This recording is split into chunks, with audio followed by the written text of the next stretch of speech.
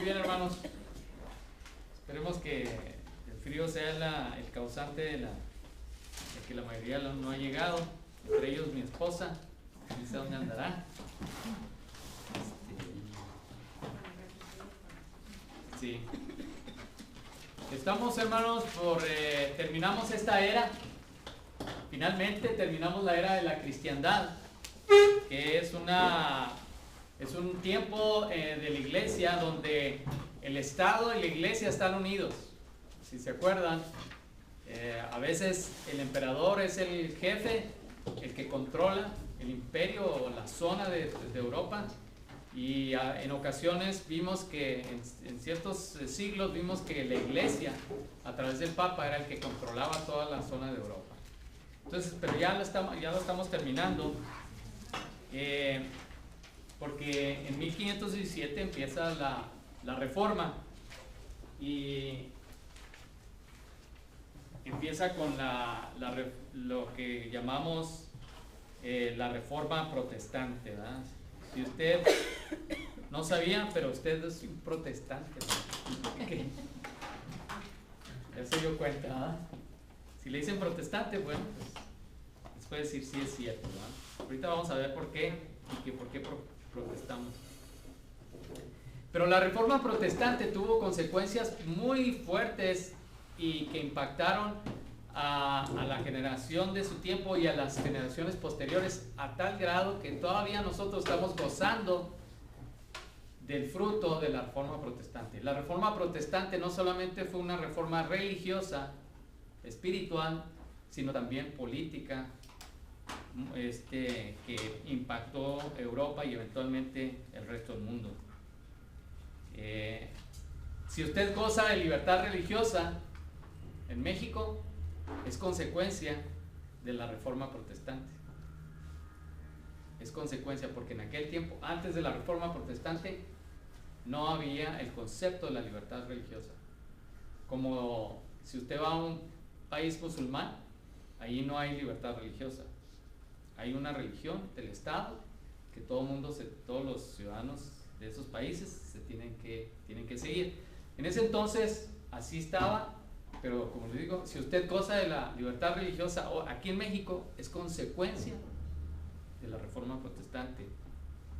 Si usted goza de la verdad de que en la Biblia es nuestra guía y estándar de vida y de fe, eso es consecuencia de la Reforma Protestante que empezó en 1517. El hecho de que usted goce y esté seguro de la salvación de su alma a través de la fe en Cristo, eso es consecuencia de la Reforma Protestante. Fíjense qué conceptos y valores tan importantes que nosotros se nos hacen ahora muy comunes, que fueron radicales en ese tiempo y que ahora lo estamos gozando. Y más adelante, si usted es calvinista o si a raíz de Juan Calvino, una de las consecuencias de su doctrina y que nosotros gozamos es que Dios es soberano y que somos elegidos y somos predestinados. Eso lo vamos a ver más adelante. Pero son consecuencias de la Reforma Protestante. Vuelvo al punto. A veces vemos la Reforma Protestante como solamente un movimiento religioso, pero tuvo un impacto político y social muy importante en lo que se conocía el mundo occidental, que era Europa.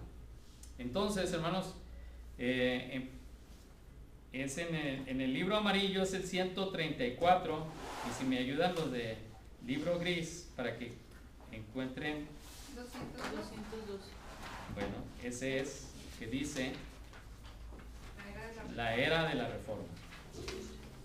Así es. Entonces, 202. Durante este periodo,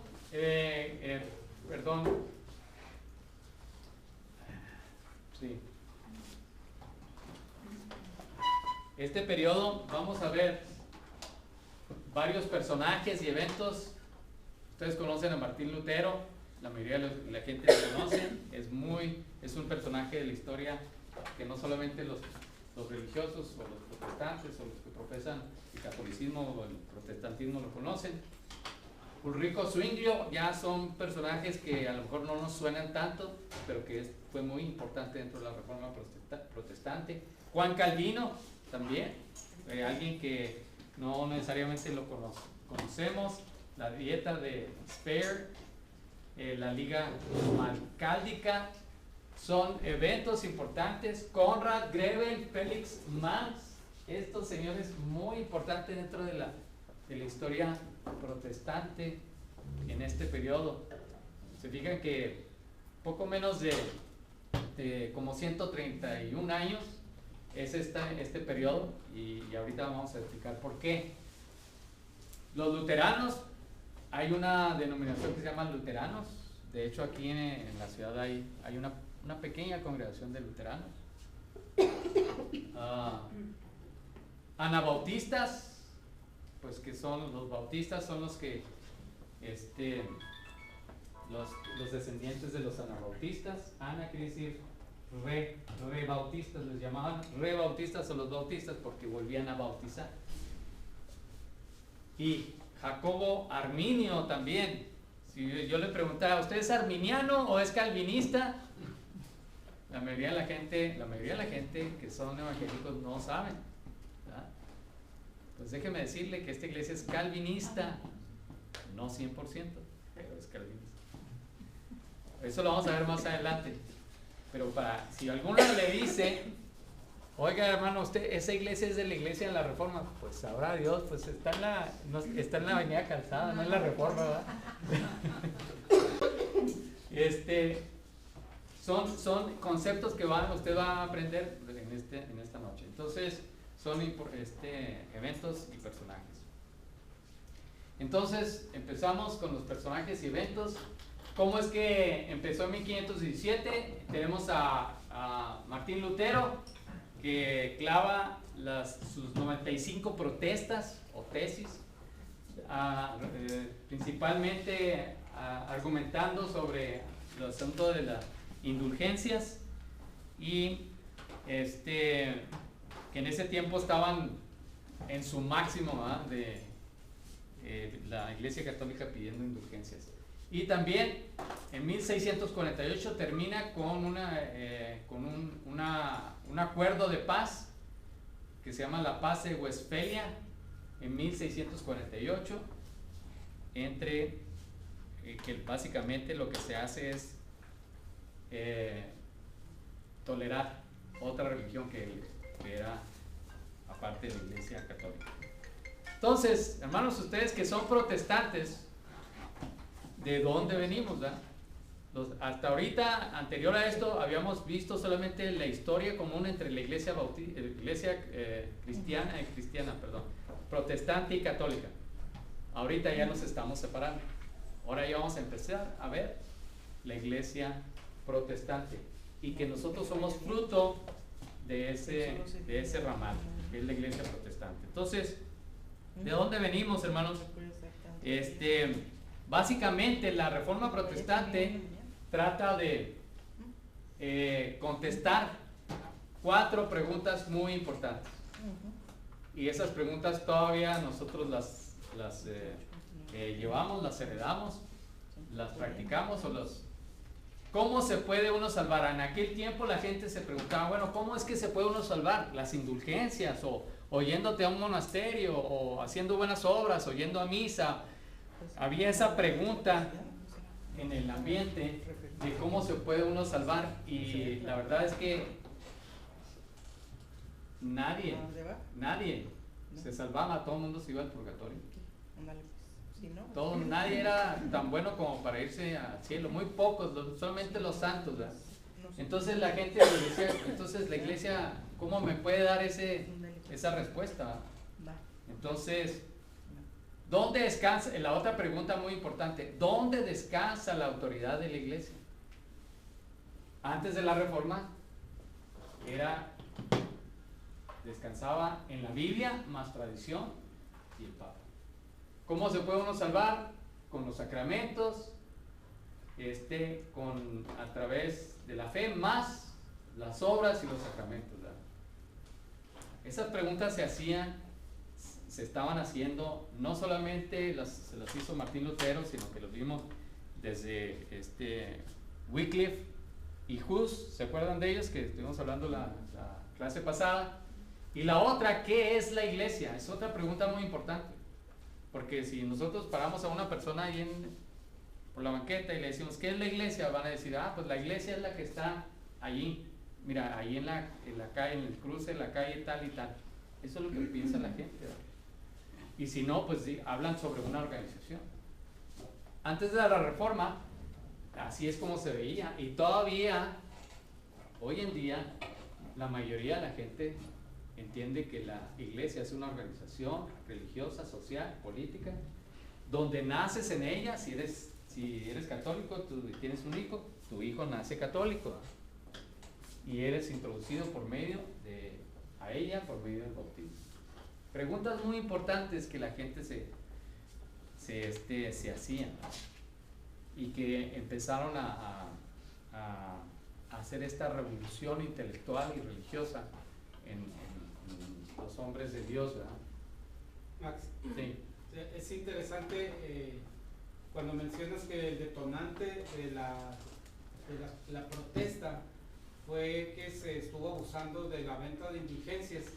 Que es curioso cómo de cierta manera se repite ese error aún en nuestros días, porque en aquel tiempo había un auge entre los diferentes arzobispos y las diferentes diócesis de tener un templo hermoso y fastuoso, y mucho de la necesidad de vender indulgencias era para la construcción de catedrales y lugares muy bonitos.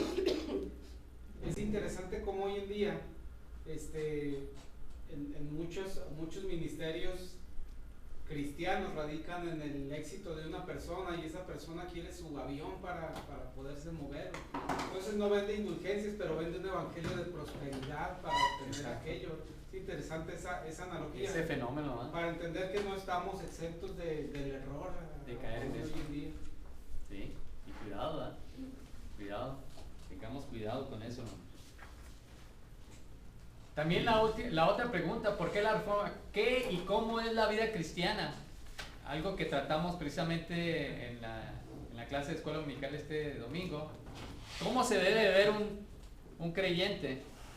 Yo le hacía esta pregunta a mis hermanos, y se supone que ya saben cómo se debe ver un creyente.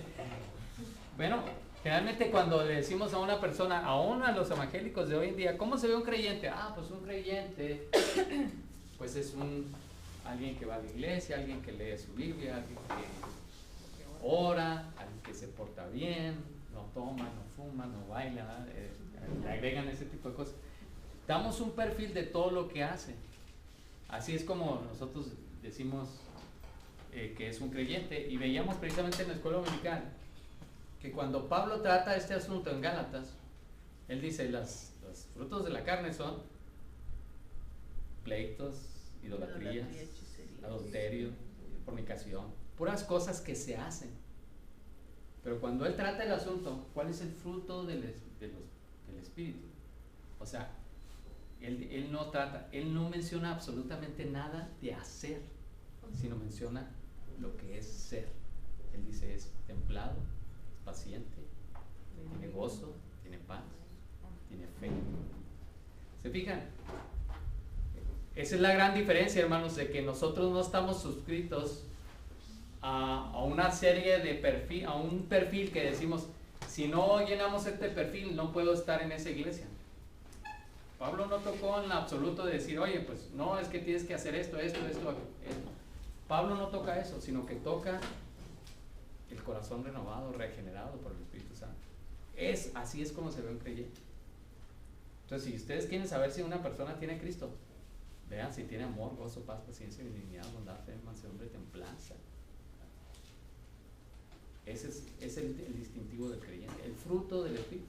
No es de que si viene a la iglesia, que si ora, que si es diácono, que si es pastor, que si se porta bien, que si no toma, que si no va a los santos. No tiene nada que ver.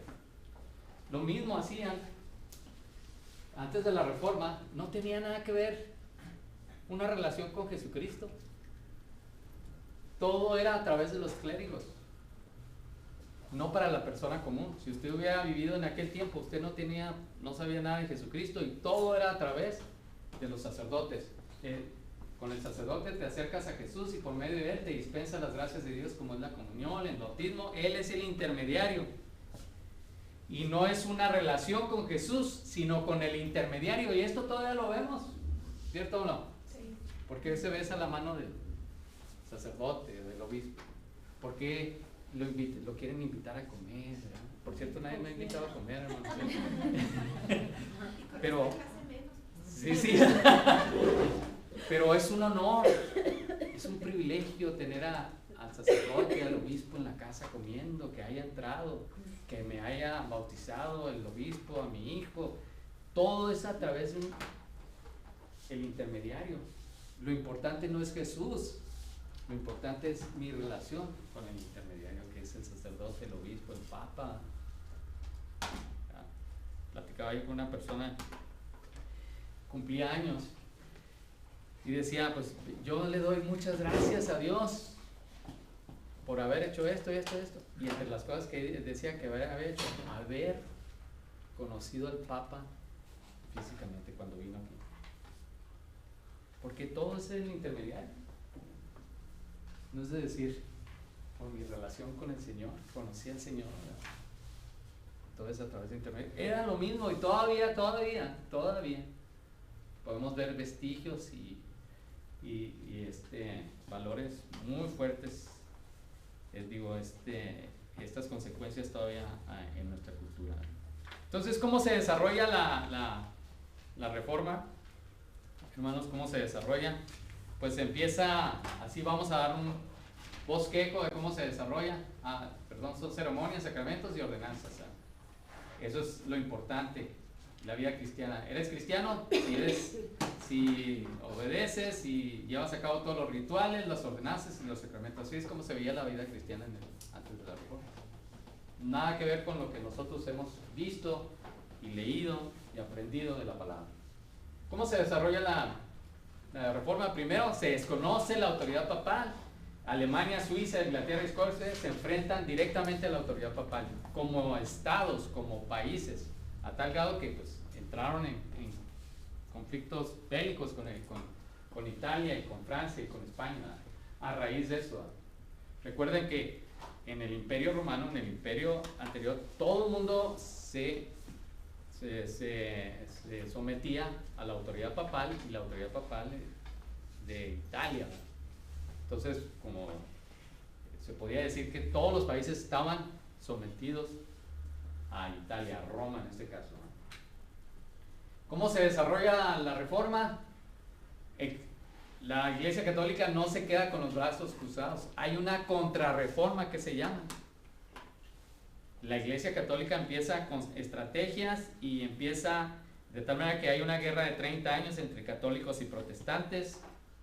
De tal manera que al final de cuentas algunas regiones se hicieron católicas y algunas regiones se quedaron como católicas y algunas regiones se quedaron como protestantes, ¿verdad? La parte sur de Italia, el norte, Holanda, norte de Alemania, Suiza, Inglaterra, Escocia se quedan como protestantes. La parte sur de Europa, como Italia, España, Bélgica, sur de Alemania, Francia, se quedan como católicos. Y todavía lo vemos hoy en día, ¿verdad? Italia es predominantemente católico y vemos que Inglaterra es predominantemente protestante. Max, Sí. ahí es que no me queda muy claro exactamente cuándo ocurre este conflicto en Alemania del que sale Menón y Ahorita lo vamos a ver. Los menonitas. ¿Es ahí o más adelante? Ahorita lo vamos a ver, sí. Unos años más adelante de 1517. Unos años más adelante. 15 minutos. 15 minutos. Sí. Sí. Es otro personaje importante que vamos a ver. Entonces,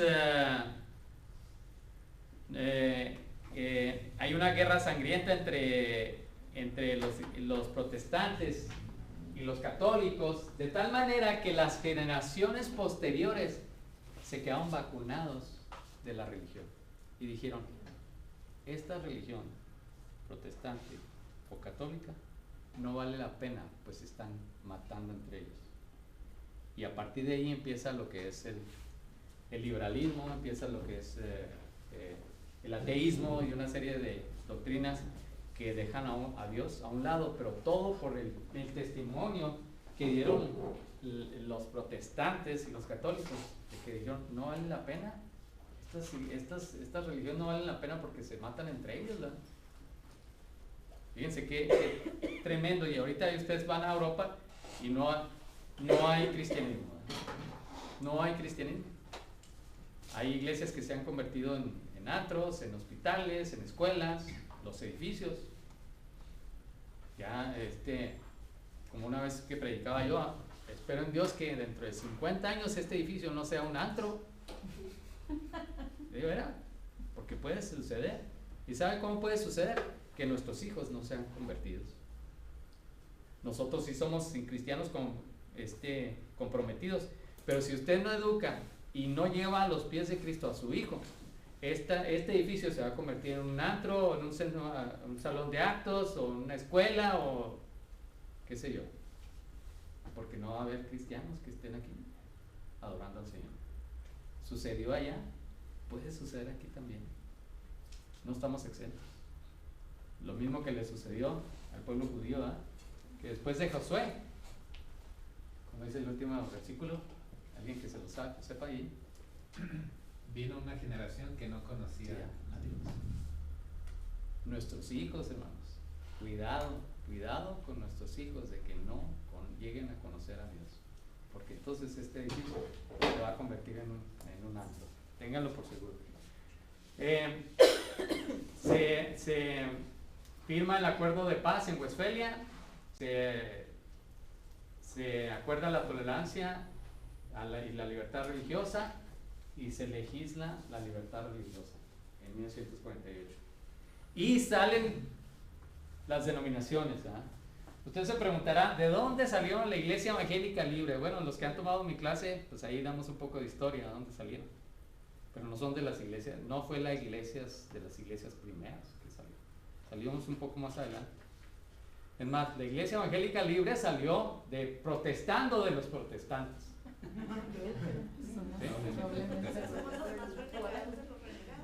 Exactamente.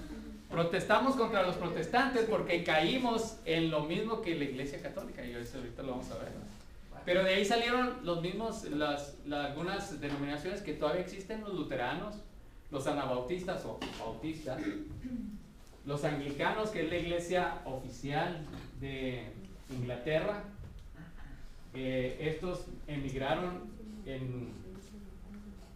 a Estados Unidos, empezaron a hacer obra evangélica, misionera, pero como Estados Unidos se independizó de Inglaterra, ya no quisieron llamarse anglicanos, y en Estados se llaman episcopales. Porque los anglicanos, el jefe de la iglesia anglicana es la reina Isabel. Así como con los católicos es el papa, bueno, los anglicanos, la reina Isabel es la máxima autoridad de la iglesia. Entonces, la iglesia, ahorita vamos a ver, bueno, más adelante, la iglesia anglicana es un híbrido del protestantismo y el catolicismo. Sí. Es lo que te iba a comentar, que cuando se vio la boda de los últimos príncipes, dices, ¿qué es esto? Pues a mí me confundió, porque dije, pues, ¿cómo? Sí, para mí eran protestantes. Ellos se llaman protestantes, pero es un híbrido de la iglesia católica y la iglesia protestante, la iglesia evangélica. Oye, pero la reina Isabel aventaja a los papas porque has sobrevivido como a 9 papas, ¿no? Exactamente. Y va por más. Exactamente. Y va por más. Bueno, ahí también salieron los reformados. Los reformados. Bendito sea Dios, ya llegó mi esposa. Estaba preocupado. Los menonitas también. De ahí salieron, ahorita los vemos. Entonces, de ahí salieron las principales denominaciones. Entonces, en su tiempo vamos a platicar sobre de dónde salió la Iglesia Evangélica Libre. Es un poco más adelante, como unos 100 años más adelante, sale la Iglesia Evangélica Libre. Entonces, empezamos, hermanos, con esta era. Empezamos con Martín Lutero, vamos a hacer ya comentamos algunas cosas la clase pasada. 1483, 1546. Acuérdense que él pone las 95 protestas ahí en la iglesia de Wittenberg en 1517. Porque él tiene una conversión cuando se enfrenta a este versículo de Romanos 1, 16, 17, porque no me avergüenzo del Evangelio. Si usted no comprende este versículo, usted no ha comprendido el Evangelio.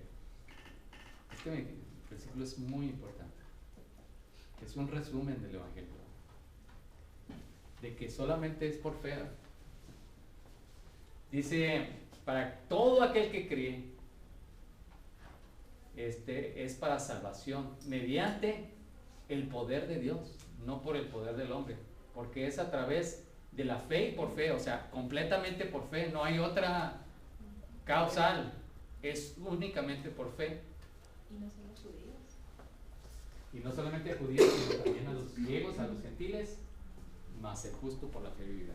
Esto le impacta a Martín Lutero y llega a entender, le pega como un marro. Él es un monje y siguió siendo monje toda su vida, pero ya excomulgado.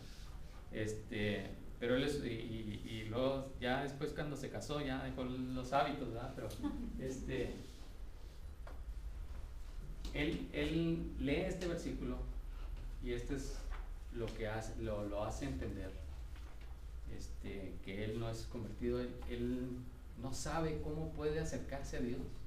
Él sentía que Dios era tan justiciero y tan malo, ¿verdad?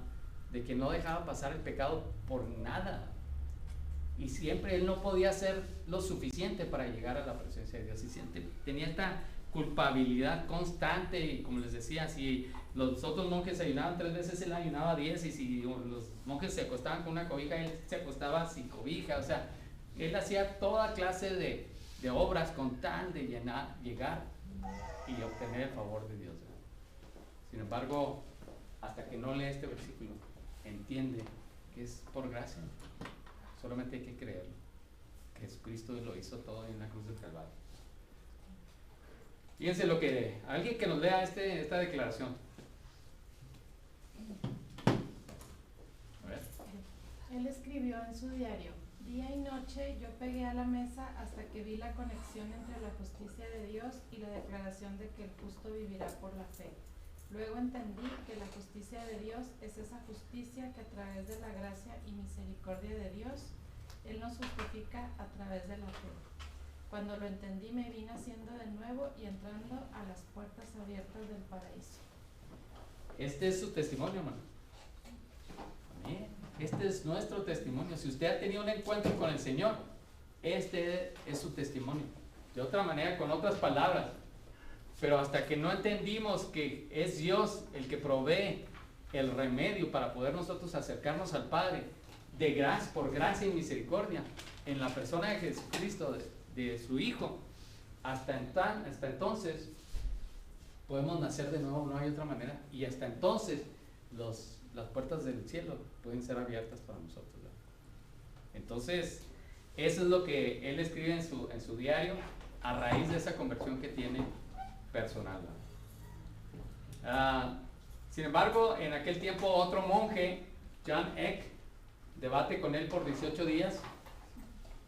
Y bueno, antes de eso, John Tetzel estaba recolectando ahí en el área de Wittenberg, estaba recolectando pues las indulgencias porque necesitaban mandar dinero, porque en ese tiempo estaban construyendo, creo que era la basílica de San Pedro, y necesitaban mandar dinero a Roma, y entonces pero era campaña como la del PRI, ¿no? De cuando andan buscando dinero para poder apoyar en las campañas, así estaba. Y entonces es cuando Martín Lutero se enoja, sobre todo porque están engañando a la gente de que con este documento, si te lo vendo en 1,000 pesos, con este documento tu mamá va a salir del purgatorio, ¿verdad? ¿Cómo es posible que no tengas ahí tu dinero en la bolsa cuando tu papá está sufriendo en el purgatorio? Yo te vendo este certificado y inmediatamente se va al cielo, ¿verdad? Entonces pues la gente volcaba su dinero, pues ¿quién no ha querido a a la gente que ha muerto, ¿verdad? Que ya pasaron. Entonces, por eso empieza a protestar, y empieza con otro católico, otro obispo, empieza a tener un debate por 18 días. Él le dice: ¿cómo puedes cuestionar la efectividad de las indulgencias cuando el Papa las aprueba y autoriza?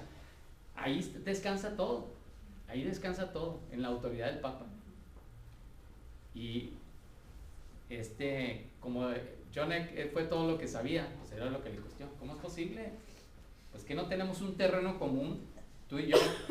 ¿Por qué estás cuestionando la autoridad del Papa si él es el que dice que las indulgencias son válidas? Lutero le dijo: ¿quién es el Papa? Es en la Biblia. ¿Quién es el Papa? Esto era radical, hermanos. O sea, para nosotros que somos protestantes ya consumados y acérrimos protestantes, pues se nos hace muy sencillo, ¿verdad? Pero en aquel tiempo era algo totalmente radical. Desafiar la autoridad del Papa. Desafiar la autoridad del Papa.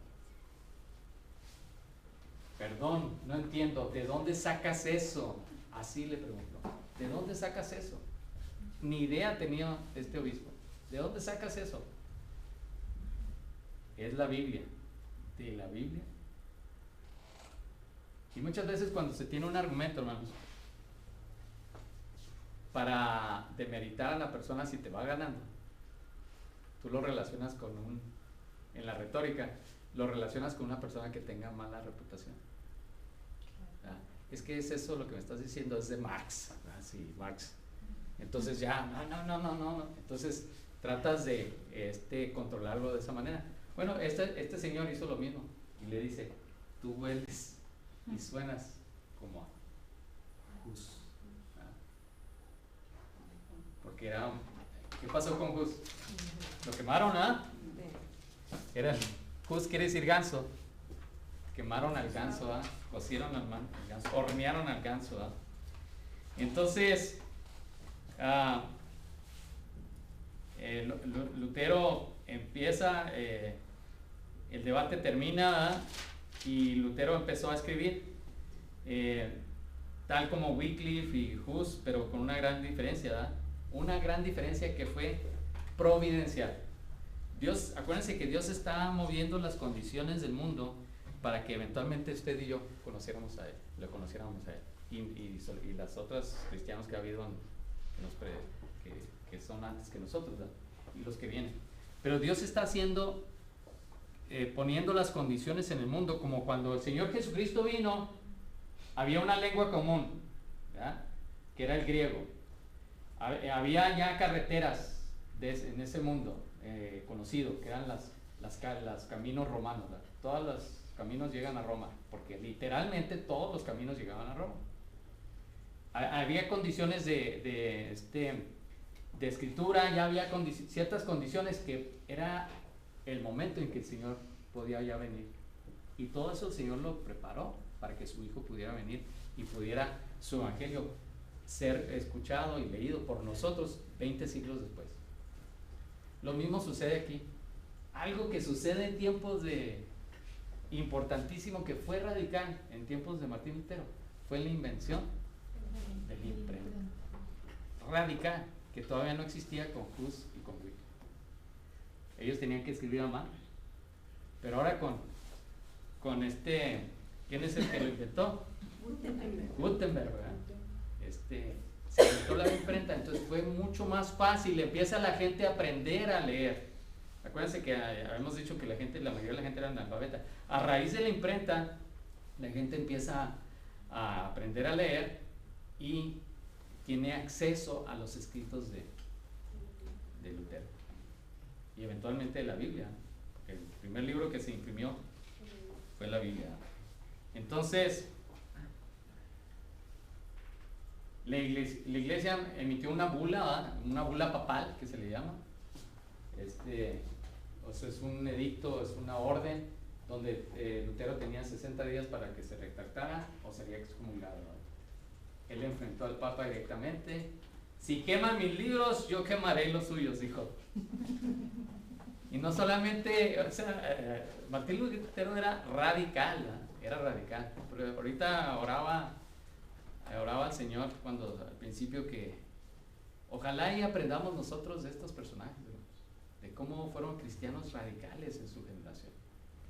A veces nosotros nos conformamos al mundo, ¿eh? Y nos dejamos llevar, pero si algo podemos aprender de la historia de estos dos personajes, que eran hombres radicales y que fueron contracorriente con tal de hacer llegar el mensaje del Evangelio.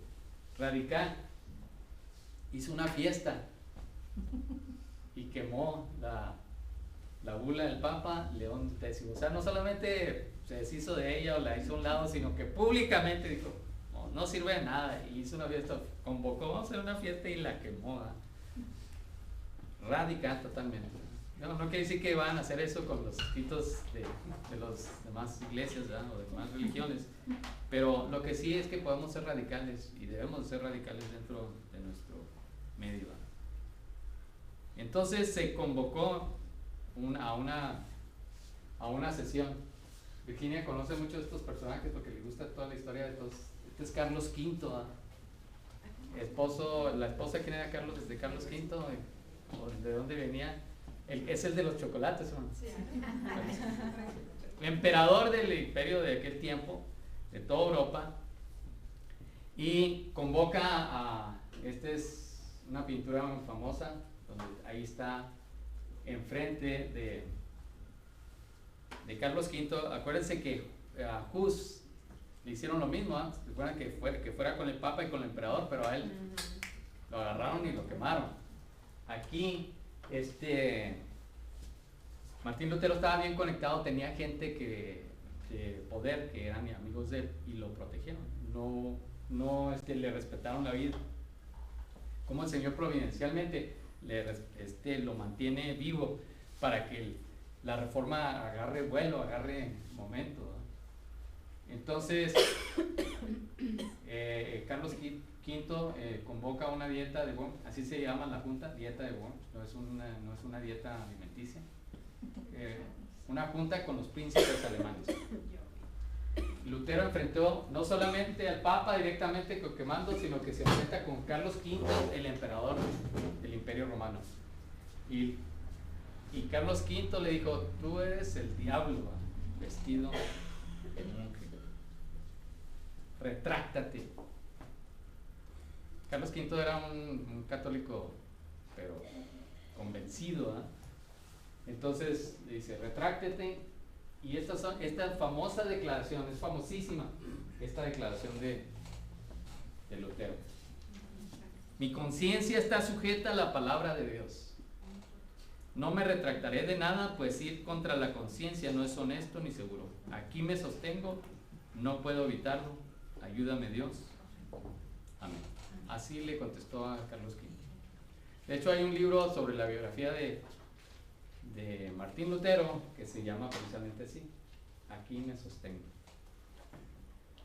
Entonces fue fiel en sus convicciones que había obtenido de la Biblia, a raíz de que la Biblia, él estaba sujetando su conciencia y su voluntad y sus pensamientos todo a la palabra de Dios. Entonces era un David contra Goliat. Como les digo, bendito sea Dios que pues la vida de Martín Lutero fue guardada, porque él tenía este amigo Federico de Sajonia que lo escondió en su castillo por cerca de 2 años. Se lo llevó, dicen que hasta dejó crecer la barba y todo, y pues era irreconocible, y ahí estuvo escribiendo muchos de lo que él escribió, libros y tratados teológicos, lo hizo durante ese tiempo. Oye, Max, perdón. Sí. ¿Y la traducción de la Biblia cuándo la hizo él? Durante ese tiempo, él hace una traducción de la Vulgata latina al alemán, no directamente del griego y del hebreo. ¿Vulgata latina? De la Vulgata latina, del latín al alemán. Entonces, ahí escribió tratados teológicos, y allí durante ese tiempo él traduce la Biblia al alemán, durante ese tiempo que está ahí. Entonces combinado con la imprenta, pues la gente empieza a leer la Biblia en su propio idioma, que era el alemán. Entonces, mucha gente se empezó a convertir a raíz de leer la Biblia. Mucha gente se convirtió. Acuérdense que todavía las iglesias están allí, la misa todavía se lleva a cabo, tal y como la conocemos ahora, es más, en latín, pero el mismo ritual. Algunas diferencias, que por ejemplo el sacerdote no daba la cara al público o a los miembros, pero básicamente es el mismo ritual. Sin embargo, empieza a haber conversiones a raíz de que la gente empieza a leer la Biblia, a raíz de que la imprenta. Pero ya se habían publicado muchos de sus escritos. Y en este encuentro con el emperador, ya el pueblo estaba con él. Realmente los príncipes alemanes lo guardaron, lo apoyaron, por eso es que Alemania... El salvoconducto lo proveyó Federico. Sí, por eso Alemania es protestante, ¿no? Porque ellos protegieron, se hicieron hacia Lutero. ¿Qué hubiera pasado si Lutero no hubiera sido alemán? Pues a lo mejor los alemanes no hubieran apoyado, pero había cierto nacionalismo, ¿no? Pero como les digo, el Señor ahí haciendo las condiciones, ¿verdad? O moviendo, construyendo esas condiciones adecuadas para que la reforma pudiera seguir, ¿verdad? Entonces, como sucede hoy en día, hay conversiones de esa gente que había sido religiosa, católica durante toda su vida, pero no conocían a Cristo, y a raíz de eso hay ese cambio, empieza a gestarse esa reforma ya en el corazón de la gente. Empezó a traducir la Biblia latina, lo que veíamos, y empezó ahí en Wittenberg. Él empieza, la iglesia que él tenía, una iglesia que él tenía, porque él era monje y oficiaba misa ahí, cambia la iglesia y hace una iglesia estilo reformada, estilo como nosotros la tenemos, estilo reformada. Abola el obispado y nombra pastores, o sea, quita el obispado, ya no reporta esa iglesia el obispo, y quita pastores e iglesias, Nombra pastores, dice ahí. y nombra pastores, perdón. Quita a los obispos y nombra pastores e iglesias, y hace las iglesias autónomas, ya no le reportan al obispo. Quita el celibato inmediatamente. Yo creo que ella andaba medio enamoradón de una moquita, Catalina Bombora, dice. Y no solamente eso, sino que es un cupido, empieza a casar monjes con monjas, y no, hombre, bien a gusto, ¿no? Puso una agencia para matrimonios. Entonces empiezan muchos a casarse, muchos religiosos, y empieza a decir algo que era radical, empieza a decir la misa en alemán. O sea, él todavía está dando misa. Y como lo he comentado otras veces, él muere siendo católico. Él no quería salirse de la iglesia católica, él quería reformarla, no quería hacer otra iglesia. Sí. ¿Qué postura tenía entonces Lutero respecto a los sacramentos, particularmente ahí sobre la Eucaristía? Ahí lo vamos a ver, siempre se me adelantan todos. Pero es una buena pregunta, ¿verdad? Porque eso es importante, pero llegó como a la mitad del camino, no totalmente como nosotros lo conocemos. Ahorita lo vamos a ver. Empieza a predicar, o sea, como ustedes saben, los sacerdotes no predican, dispensan la gracia de Dios a través de los sacramentos. O sea, todo eso empieza a implementarlo en la iglesia, Y luego, aquí está lo que está preguntando Jaime. Empieza a dar la comunión enfrente de él, ya no él acá la toma él, sino que pone el vino y el pan enfrente de él, y da la misa, y ahí están los elementos de la cena, cosa que ahorita no están, ni en aquel tiempo siempre han estado atrás, y luego ya los sacan para poderlos dispensar. Pero él creía que no existía la transubstanciación, que era lo que vimos la vez pasada, de que el vino y el pan se convierten en la sangre y el cuerpo de Cristo. Él creyó en lo que es la consubstanciación, que de alguna manera está Cristo en los elementos, pero no son los elementos. Es otro concepto, diferente a lo que nosotros creemos. Nosotros creemos que Cristo no está en los elementos. Es solamente un memorial, pero eso se va a ver más adelante. Eso es otra reforma más adelante, o sea, un concepto más adelante que Lutero no creyó, no entendió, y él decía, bueno, no es el pan, el cuerpo de Cristo, no es el vino, la sangre de Cristo, pero Cristo está en los elementos, con los elementos. Por eso se llama consubstanciación. Entonces, no sé si eso contesta tu pregunta. Sí, Sí. bueno, más adelante me espero que... Qué bueno. Si no, pregunte. Oye, Max, Sí. hay un criterio que dicen, ¿eres de la Reforma o eres de los reformados? Sí. Como que son dos grupos diferentes. Ujú. Tú pones ahí un modelo de iglesia reformada. Sí. ¿Podrías decirnos la diferencia? ¿Quiénes son de la Reforma? La iglesia reformada son los evangélicos. Sí. La iglesia las iglesias de la Reforma son las iglesias oficiales de Estado que surgieron de la Reforma, como los luteranos. Los anglicanos. Pero entonces tú pones que la misa ahora... Sí, con un modelo, pero no total, ¿verdad? Sí, no. Empieza con un cierto modelo de lo que nosotros practicamos, pero él sigue dando misa, sigue dando misa. Pero ya empieza a introducir algunas cosas que nosotros ya creemos, ¿verdad? Como la predicación, como daba la misa en el idioma, como esto de la transubstanciación, él lo quita, ¿verdad? Él dice no es así. Y empezó algo radical, empezaron los cantos.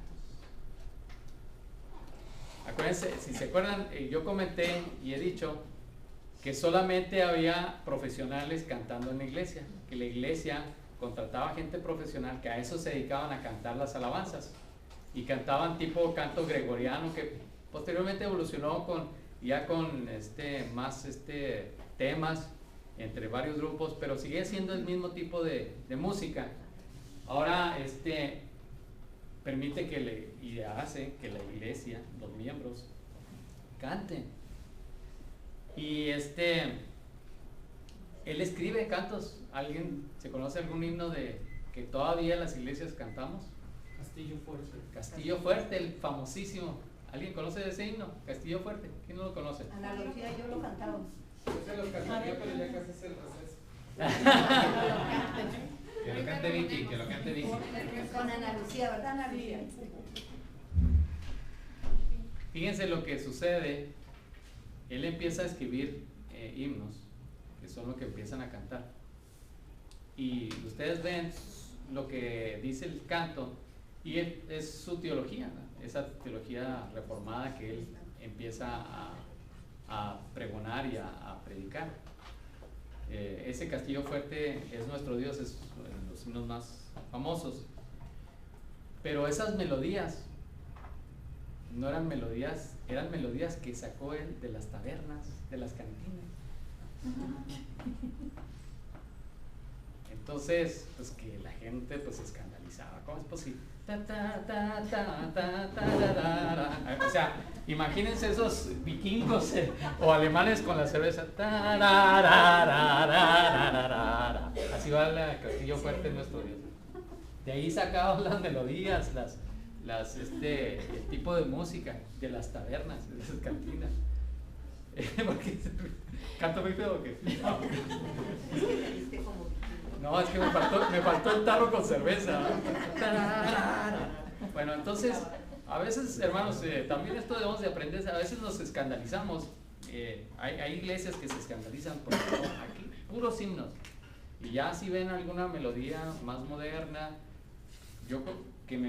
a mí me tocó, cuando yo me entregué a Cristo en los 70s, me tocó esa transición de que antes, cuando yo me convertí, puros himnos se cantaban y empezó un poco a poco a introducirse melodías, coros, que no eran los himnos normales. Ustedes van a una iglesia conservadora, pues ven el himnario y hay 360 himnos, ¿verdad? Y la gente después de cierto tiempo se sabe todos los himnos, ¿verdad, Ana Lucía?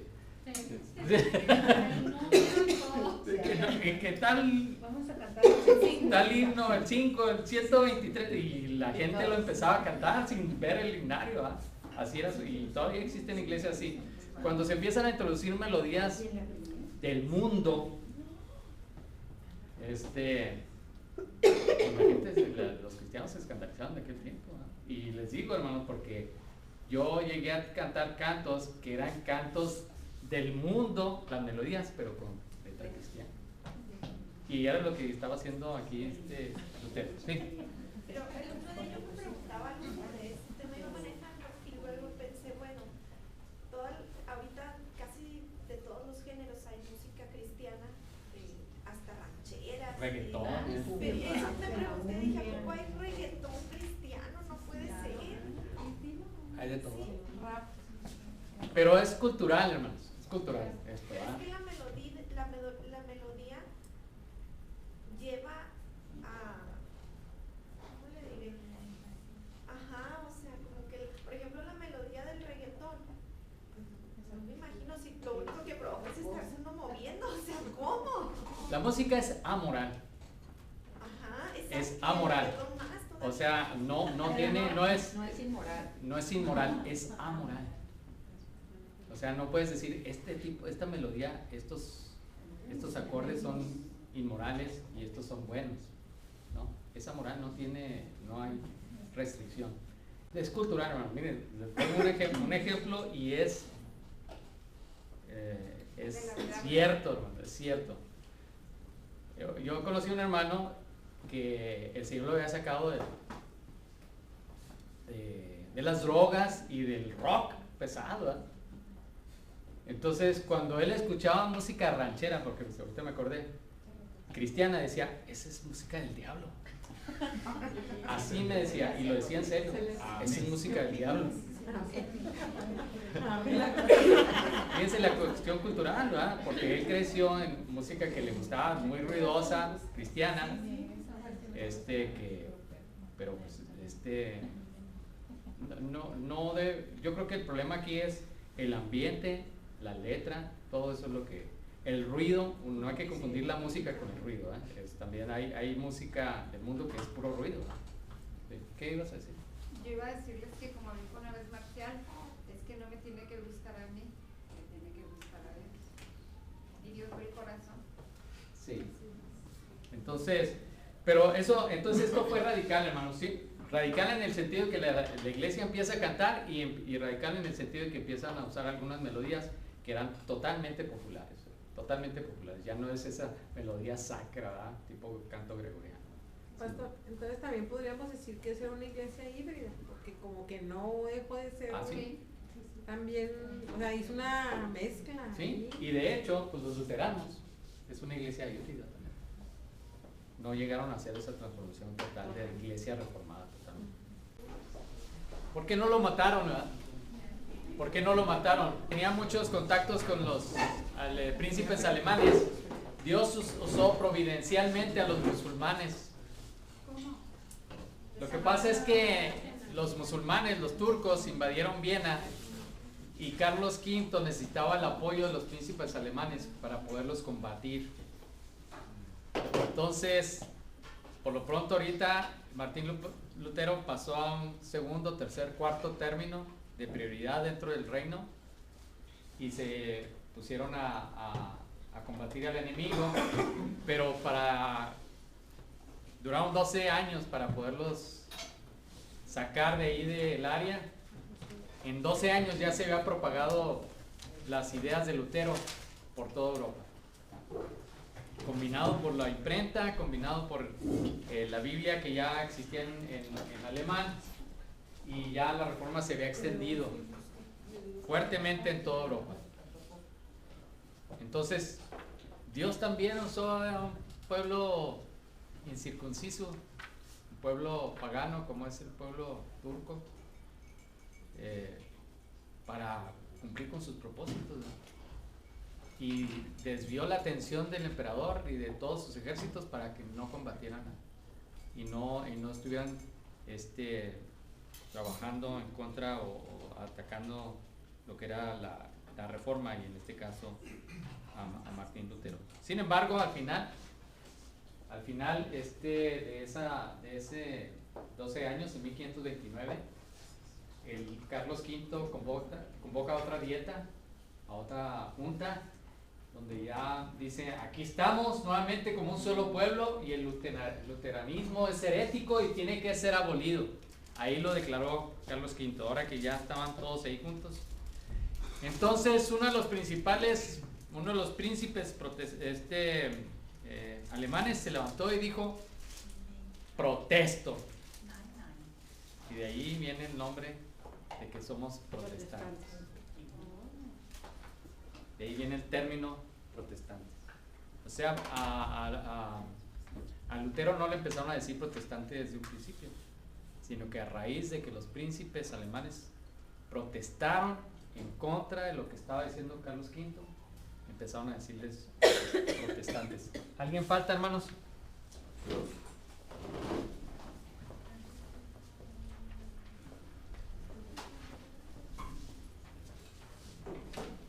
Entonces empezaron los católicos y luteranos a radicalizarse, y los príncipes luteranos hicieron una alianza que eventualmente eso desató una guerra, y que eventualmente esto se tradujo en un tratado de paz, ¿verdad? Entonces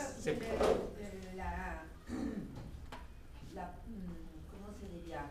La turbación que vivió el inicio del cristianismo con Lutero, cuando los católicos, pues ya con la nueva doctrina, empezaron de iconoclastas y empezaron a tumbar santos y a derribar Sí, fueron muy radicales, ¿verdad? Pero eso no estaría bien mencionar. Sí. Coméntalo. No, es... No, sí, es importante, porque pues fueron muy radicales, empezaron a quitar y tumbar. Lo que estamos viendo ahorita con ISIS, que están destruyendo templos de la historia de hace 2 siglos, 3 siglos, de los pueblos persas, de Babilonia, es porque dicen que todo eso es idolatría. Empezaron los luteranos, empezaron a hacer lo mismo, ¿no?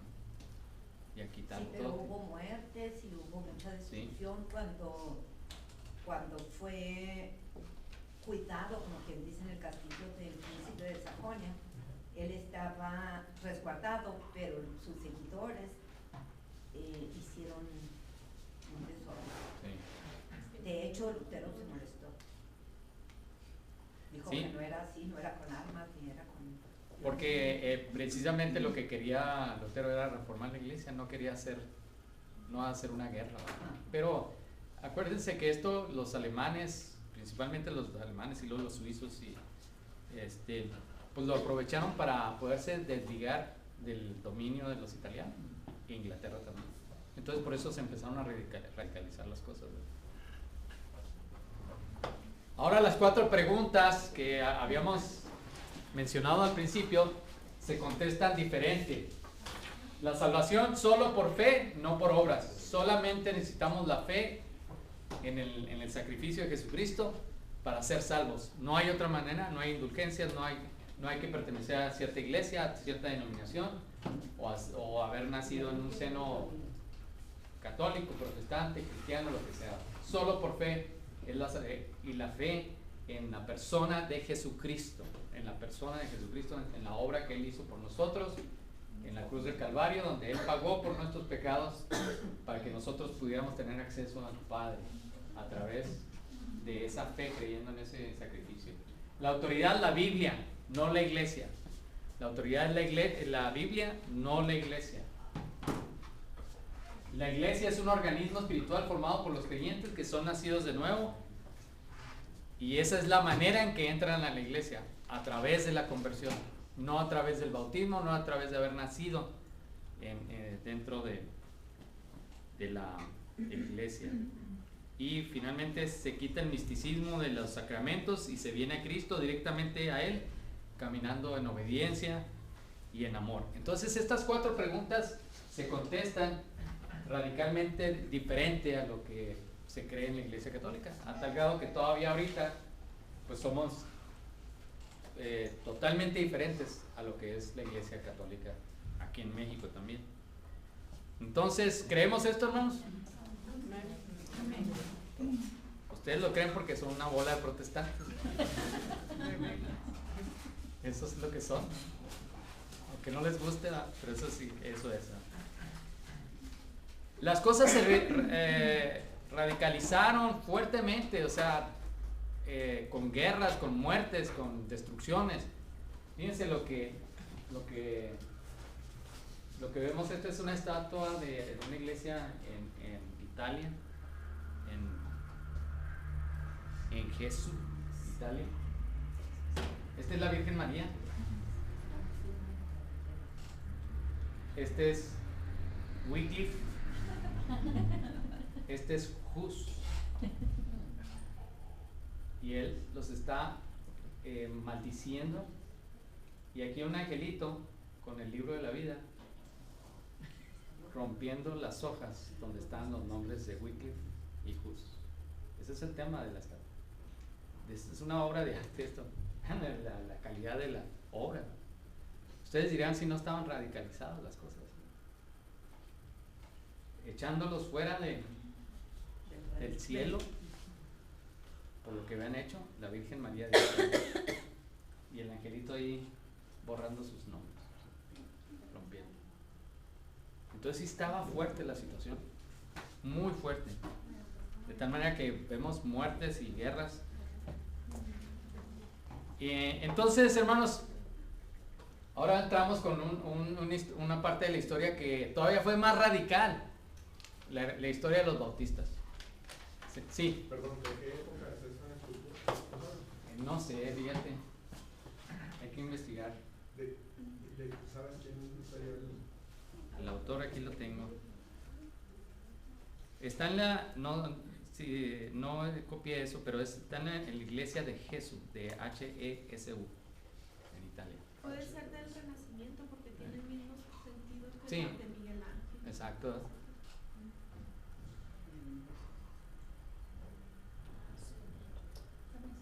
¿Cuántos de ustedes en su vida pasada fueron bautistas, hermanos?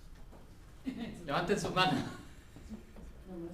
En su vida pasada, tú dices. En la otra vida. En la otra vida.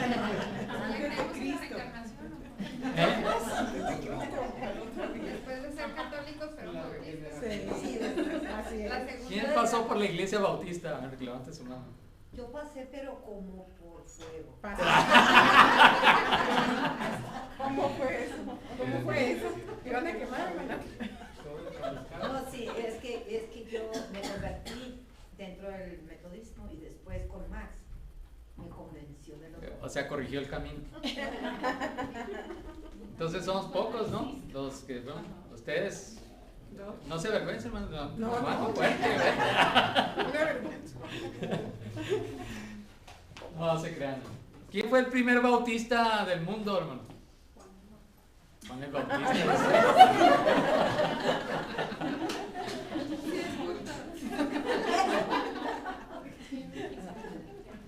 Página 149, hermanos, y en su libro amarillo estamos con la reforma de Zwinglio.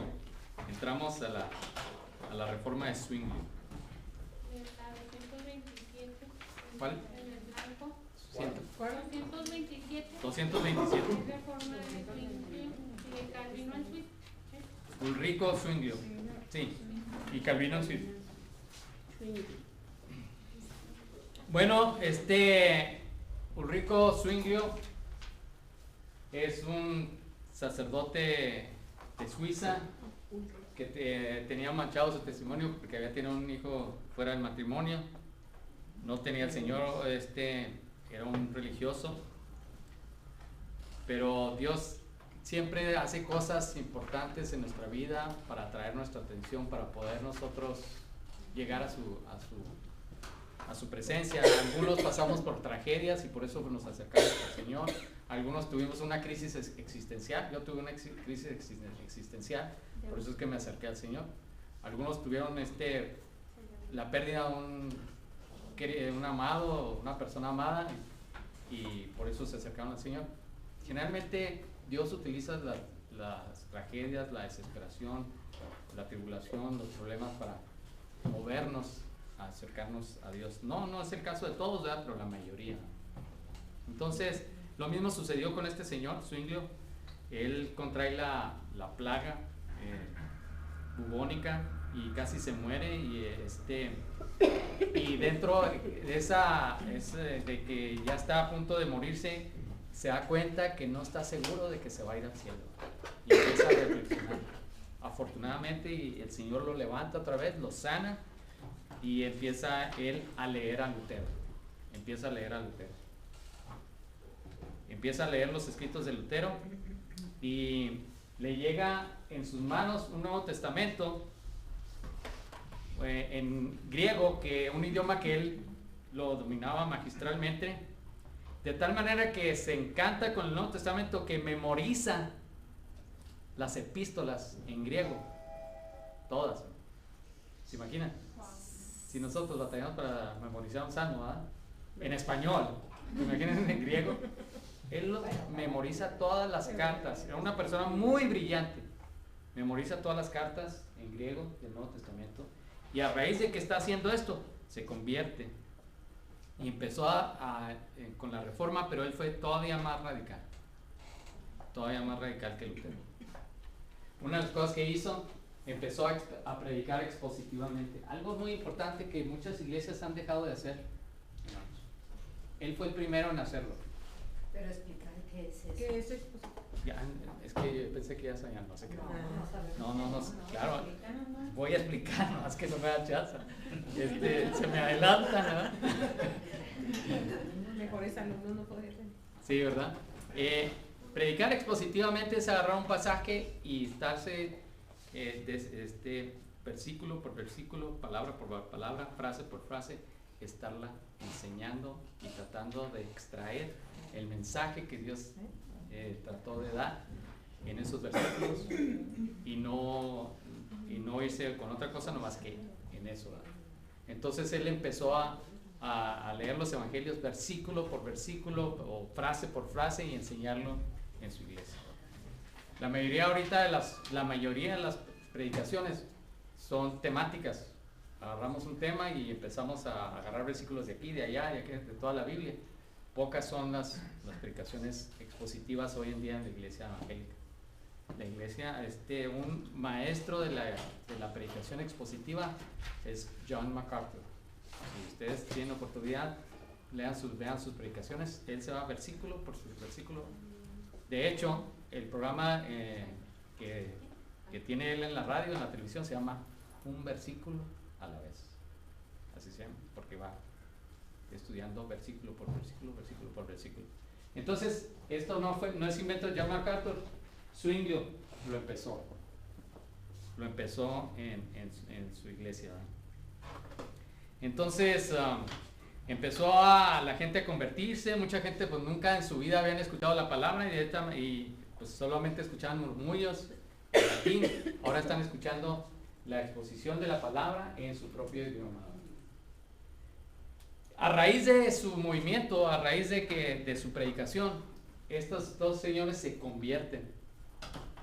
Estos son Conrad Grebel y Felix Manz. Estos señores están en su página 150 de sus libros. Ahí se habla de ellos. Y estos fueron todavía más radicales. Empezaron a leer sus Biblias y empezaron un fenómeno que no se había visto anteriormente: el estudio de la Biblia en casa, algo que hacemos nosotros, ¿no?, cada semana. En aquel tiempo solamente se estudiaba la Biblia en la iglesia, en el templo, ahí en el edificio que albergaba la iglesia. Ahora estos señores empiezan a leer su Biblia en la casa, con estudios, con grupos de casa, y a estudiar la Biblia. Y a raíz que empiezan a estudiar la Biblia, ellos descubren que la Biblia no declara ninguna relación entre la iglesia y el Estado. La iglesia y el Estado son dos entidades diferentes. No debe haber uno solo. Acuérdense que siempre se ve el Estado y la iglesia juntos, gobernando los territorios europeos, así. Y en nuestro México así fue por mucho tiempo. A raíz de la reforma, precisamente de Benito Juárez, pues se le quitó el poder a la iglesia católica. Pero en aquel tiempo era igual. La iglesia y el Estado, a veces el emperador era el que tenía el dominio, a veces el papa, pero la iglesia y Estado siempre unidos. Ellos descubren a raíz del estudio de la Biblia que dicen, la iglesia no tiene nada que ver con el Estado, la iglesia es una entidad espiritual y es de Dios, no tiene que ver nada con el gobierno, no tiene nada que ver con gobernar una región o un grupo de gentes de determinada nación. Esto fue radical, hermano, totalmente radical. Lutero ni siquiera lo pensaba. Y no solamente sacaron eso, sino que dicen, ellos fueron los primeros que dicen que el bautismo de los infantes no es bíblico. Lutero todavía bautizaba niños, y de hecho los luteranos bautizan niños, los anglicanos bautizan niños, los metodistas bautizan también niños dentro de su iglesia. Ellos dicen, no, la Biblia no lo apoya, no lo soporta, no hay argumento en la Biblia para que un niño sea bautizado, sino solamente aquel que es nacido de nuevo puede ser bautizado como adulto. Esto es radical, de tal manera que los demás reformadores no lo aceptaron esto. De hecho, esta gente se le llama la reforma, los seguidores, la reforma radical. Si Lutero fue radical en su pensamiento y en sus doctrinas, estos señores todavía fueron más radicales, de tal manera que Lutero, Calvino no estaban en acuerdo con ellos. Esto se nos hace muy común y muy ya normal para nosotros, ¿verdad? Que la iglesia y el Estado estén separados. Eso es, la reforma lo trajo, eso ya lo predica aquí el gobierno mexicano, ¿verdad? La iglesia y el Estado son separados. Tenemos un gobierno laico. Y esto de que el bautismo de los infantes no es bíblico, pues se nos hace algo común, ¿verdad? Pero en aquel tiempo no es. Porque la identidad que tenían los pueblos era en base a lo que creían todos, y la manera en que aseguraban que todos creyeran lo mismo era meter a los niños a la iglesia desde un principio. ¿Cómo los metían? A través del bautismo. Y lo hacían los luteranos, los católicos, los anglicanos, todos. Eso no cambió. Entonces, fue tan radical porque pensaban que por el hecho de tenerlos ya como dentro de la iglesia, ya eran convertidos, pues ellos lo que están diciendo estos señores es que ustedes, mamás, van a parir paganitos, ¿verdad? Paganos. Eso era radical, tremendo. O sea, no, son personas que no tienen a Cristo y que necesitan convertirse. Necesitan convertirse y que necesitan ser llevados a los pies de Cristo. Esta teología, esta doctrina se vio como una amenaza para los pueblos, para los países, porque esto ya no había una manera de identificarse con el pueblo alemán, porque la iglesia o los anglicanos con los ingleses, porque la iglesia era la que unía el pueblo, ya estaban separados del catolicismo. Entonces por eso los demás reformadores los empiezan a perseguir, ¿verdad? En enero del 21 de 1526, un grupo de personas están congregadas en un establo, entre ellos, y se preguntan qué es lo que vamos a hacer ante esto, porque el gobierno, los luteranos, el gobierno de los países protestantes les prohíbe que se vuelvan a bautizar. Está prohibido. Y les exige que bauticen a los niños porque dejaron de bautizar a sus niños. Y dicen, no, eso es ilegal. Tienen que bautizar a los niños y les exigen que bauticen a los niños y les dan una semana para que bauticen todos los niños que no se han bautizado. Entonces ellos dicen, ¿qué vamos a hacer? Están en un establo reunido y este señor es el primer bautizado en la historia reciente de la iglesia. En aquel tiempo, en la primera iglesia, en la iglesia primitiva, pues había bautizados, pero este es el bautizado adulto. Y Conrad Grebel lo bautiza. Es enero 21 de 1526 en Suiza. Hay que romper el hielo. Y ahí lo meten. Y junto con él se bautiza el resto de la congregación. Una congregación pequeña, pues estaban en un establo. Se dijeron, no vamos a sujetarnos al gobierno, no vamos a bautizar a nuestros niños, y no solamente eso, sino que nosotros nos vamos a bautizar, y a partir de ahí les llaman los anabautistas, los que se rebautizaban. Es el comienzo de los primeros bautismos. Ya tenemos los luteranos, ya tenemos los bautistas. Así que aquellos que fueron bautistas, pues tienen una historia muy ancestral, ¿no? O sea, posteriormente ya más abreviaron y ya no se llamaron anabautistas. ¿Y quién fue entonces? El primero que se bautizó es el de... Y este fue el primer pastor bautista, el primer pastor bautista, porque él fue el que bautizó. Pero ¿por qué entonces se conoce a este Zwinglio? Como que él estabas diciendo tú como el padre de los bautistas. No, estoy diciendo que él es Conrad Grebel. Zwinglio estuvo en contra de ellos. ¿Verdad? Sí, él estuvo en contra de ellos. Él Empezó a perseguir. a favor de que se bautizaran los niños. Okay. Por eso estos son los radicales, entre los radicales. De tal manera que los empiezan a perseguir católicos y protestantes. Fíjense nomás. Los bautistas esto que ellos están creyendo, pues es algo que nosotros ya creemos, pero ellos estaban adelantados cientos, y más adelante es cuando ya se empiezan a practicar estas cosas en las iglesias evangélicas, pero ellos se adelantaron 150 años. Fueron perseguidos por los católicos y muertos. Estaban adelantados en su tiempo en cuanto a su doctrina, en que el Estado y la iglesia son separados, en que hay tolerancia religiosa. Ya le decían, el Cristo no se impone, no es un mandato gubernamental, o del rey, o del emperador, o del señor feudal, es una decisión personal. O sea, se volvió a caer en el mismo error de que por edicto... Exactamente. Volvimos a lo mismo. Los protestantes cayeron en lo mismo. Cayeron exactamente en lo mismo, porque era ilegal no ser luterano. En Alemania era ilegal no ser anglicano. En Inglaterra.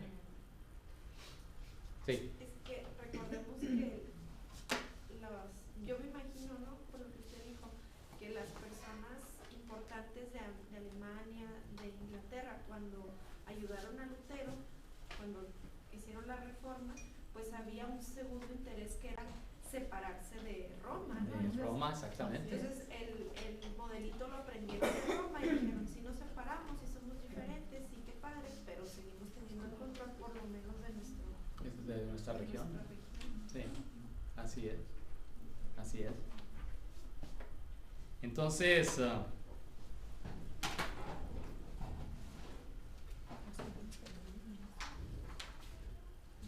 y la otra es que los niños no son nacidos dentro de la iglesia, ¿verdad?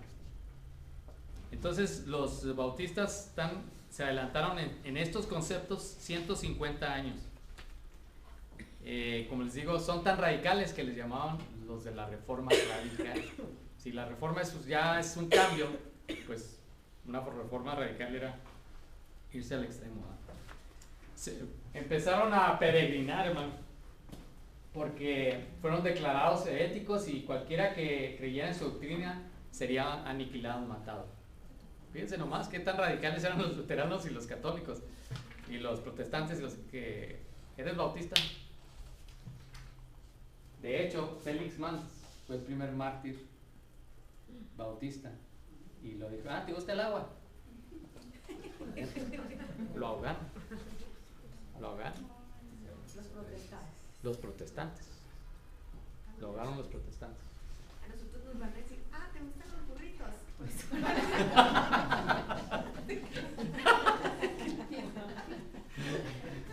Buena analogía, ¿verdad? Pero fíjense, hermanos, ¿cómo es que volvemos al punto de que la conversión es algo personal? No se convierte la gente por masas, es una decisión personal. Los alemanes se habían declarado protestantes, pero seguían siendo los mismos, ¿no? Seguían pensando igual. La relación con Cristo no, aunque ya se estaba empezando a predicar las verdades de la Biblia, no había todavía esa conversión en muchos, la mayoría de ellos. Solamente, como decías tú, Diana, pues hay que aliarse aquí con los protestantes para mantener el pueblo unido, ¿no? Más de 5,000 bautistas fueron muertos por sus creencias. Les empezaron a perseguir, era ilegal ser bautista, ¿no? ¿Qué pasaría si de repente el gobierno mexicano dijera, es ilegal ser evangélico? ¿Qué haría usted? Como dijo Lutero, en esto me mantengo. En esto me mantengo. En esto me sostengo. Y pase lo que pase. Pase lo que pase. Sin embargo, pues los bautistas prevalecieron, se convirtieron en un grupo comunal, se vivían juntos todos, se iban allá al campo y allá vivían juntos porque no podían convivir con los demás porque los demás los odiaban, los perseguían, los querían matar, no podían convivir ni con los protestantes ni con los católicos. Entonces, los bautistas pudieron, una de las cosas que ellos tienen es que creían en la soberanía de Dios. Ellos agarraron muy fuerte lo que es el calvinismo, creían en el gobierno congregacional. Si usted no sabe, nuestra iglesia tiene un gobierno congregacional. Apúntelo porque se lo puede olvidar. ¿Por qué? La autoridad máxima de la iglesia son los miembros de la iglesia convertidos, ¿verdad? Y son pacifistas, no se involucran con el gobierno. Entonces, ¿qué es lo que sucede? Pues empiezan a organizarse y aquí está lo que preguntaba de los menonitas. Menno Simons, un sacerdote católico que se hace bautista y que fue el que, pues su grupo fueron los menonitas, y otro líder que fue Jacob Amman, que son los Amish. Jacob. Es Jacob. Entonces de allí los menonitas son radicales en este aspecto, los realmente menonitas, ¿no? Ahorita ya están un poco más liberales, pero son muy radicales, son pacifistas, no se involucran con el gobierno, son congregacionales, estado de iglesia es diferente y predican un evangelio como el que usted y yo creemos, ¿verdad? Los bautistas se extinguieron en Europa, hermanos. Los mataron poco a poco y hubieran quedado ahí si no hubiera sido porque Dios, de una manera providencial, los trajo a Estados Unidos y aquí florecieron. Una nación nueva con libertad de creencias, libertad, el derecho individual, libertad de credo, y entonces proliferaron aquí en América, de tal manera que en poco tiempo se convirtieron en la denominación más grande de Estados Unidos y eventualmente en la denominación más grande del mundo. No he visto las últimas estadísticas, pero hasta hace poco todavía los bautistas eran la denominación más grande del mundo. Y todo por estos señores. Fueron radicales. Entonces, tenemos a un Lutero, tenemos a bautistas radicales. ¿Qué es lo que necesitamos ahora? Dentro de qué es lo que Dios empieza a trabajar. ¿Se acuerdan que a raíz de la reforma, los católicos se reagrupan y le piden a Tomás de Aquino, lo veíamos la clase pasada, a que saque la teología católica y desarrolle todas las normas y la suma teológica católica que hasta ahorita es la que se usa? Pues ahí tenemos todo este tipo de creencias y no tenemos un teólogo reformador de la reforma. Lutero fue líder, tenía las bases bíblicas, las doctrinas fundamentales, pero no tenemos un teólogo hasta que aparece Juan Calvino. Juan Calvino, lo que usted y yo creemos, mucho viene de este señor, de la teología de él. Y lo que Calvino creía viene de Agustín. Exactamente. Era agustiniano, de San Agustín. Era un genio. A los 16 años entró en la universidad. Escribió un comentario, manejaba el griego magistralmente y escribió un comentario sobre uno de los autores griegos clásicos, Cicerón. Empezó su pasión por las ideas reformistas al leer a Lutero, de tal manera que fue expulsado de la Universidad de París y se fue a Basilea de Suiza. Él es francés. Wycliffe, inglés. Hus, de la República Checa. Lutero, alemán. Y Calvino, francés. Dios empieza a agarrar gente de todas las naciones. Ahí escribe, en esa ciudad, en Basilea, Suiza, escribe una suma teológica que se convertiría en el pensamiento protestante llamado Estatutos Calvinistas, ¿verdad? Entonces él era un intelectual, era un genio, ¿verdad? Él no andaba predicando ni era predicador. Él era un genio centrado en los estudios de la Biblia y más tarde va a Ginebra, que es una ciudad muy inmoral, y ahí conoce a este señor William Farel. Y para entonces Calvino, que es un joven todavía, es que ya, yo siempre digo en español Farel. William Farel o Guillermo Farel sería, ¿no? Pues sí digo William, pero digo Farel, no digo Farel. Es que si digo William Farel o Guillermo Farel, es Guillermo Farel. Y Calvino dijo que no, porque, bueno, entonces él le pide a este señor a que le ayude a la reforma de la ciudad.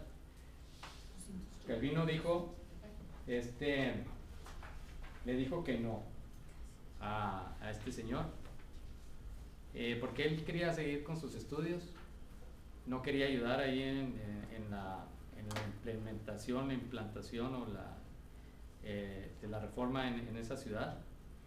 Entonces William Farel le dice, pues Dios maldiga tus estudios. Fíjense qué tremendo, ¿eh? Entonces eso conmovió a Calvino, que todavía es un joven, y dice, no, Dios me está llamando aquí. Entonces se queda ahí en Ginebra y es el profesor de las Sagradas Escrituras y estableció una política agustiniana de la ciudad de Dios en Ginebra, de Agustín, Iglesia de Estados Unidos.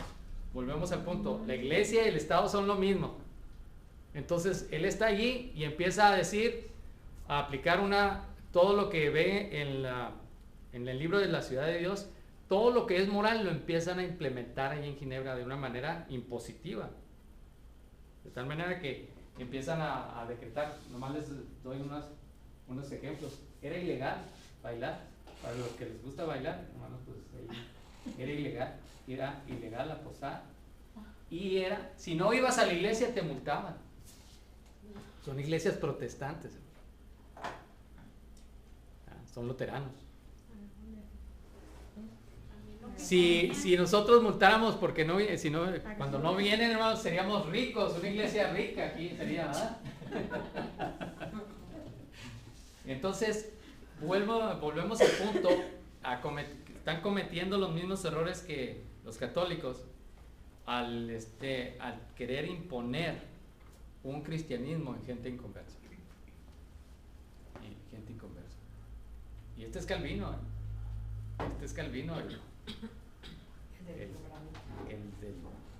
el teólogo más importante que ha tenido la iglesia en la historia.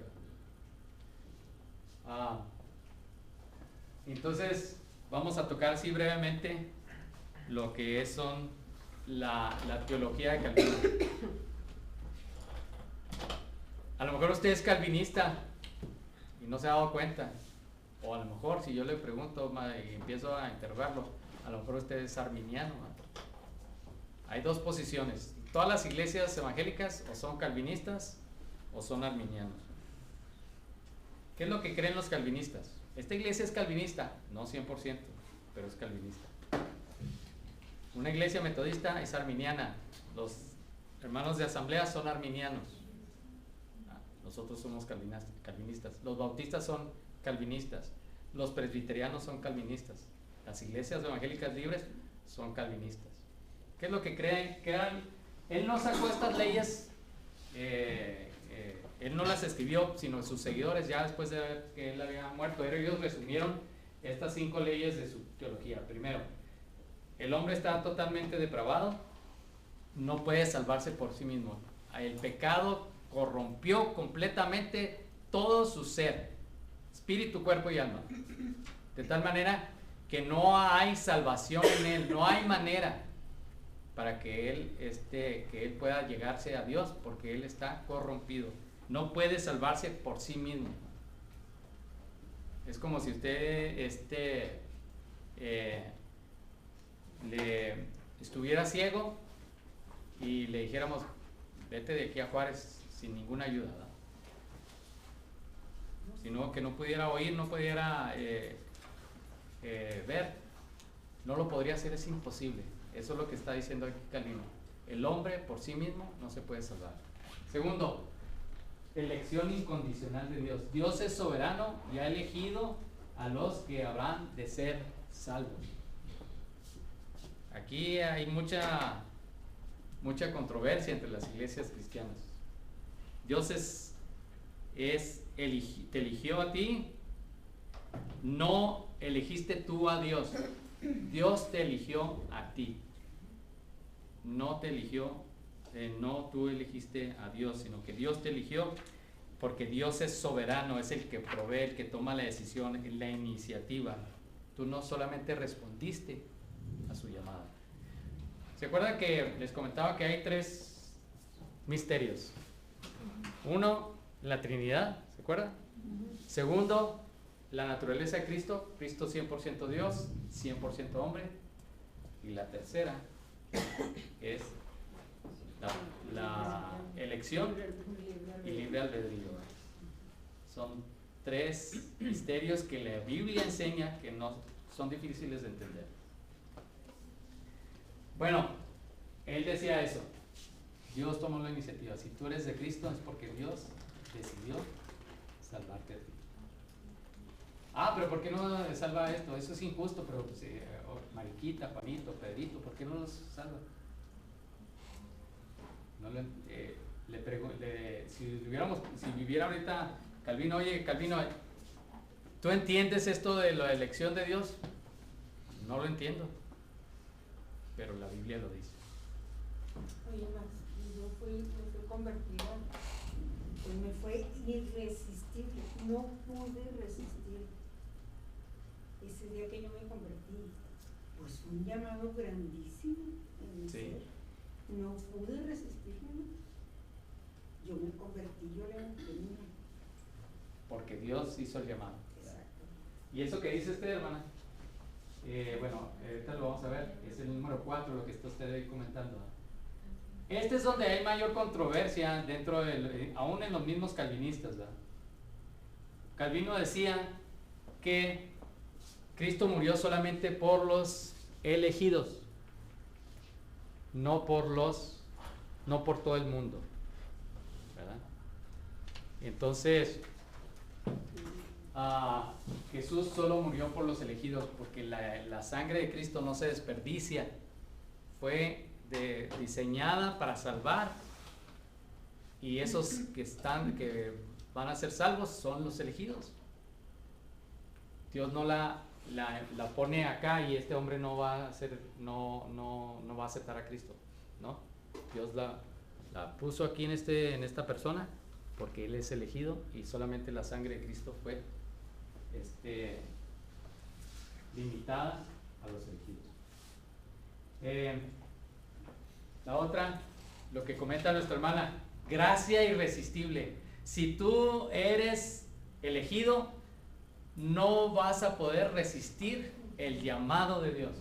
Es irresistible. Cuando Dios te llame, podrás irte al monte, salir corriendo, esconderte, rebelarte, pero vas a doblegarte eventualmente ante el llamado de Dios, porque su gracia es irresistible. No te puedes negar. Y finalmente, la perseverancia de los santos. Si tú eres cristiano, tú tienes vida eterna. Eres salvo y salvo para siempre. Si te tropiezas, Dios te va a levantar, porque eres su hijo. Si te desvías y te sales del redil, Dios te va a traer eventualmente. Dios te va a traer, porque eres suyo.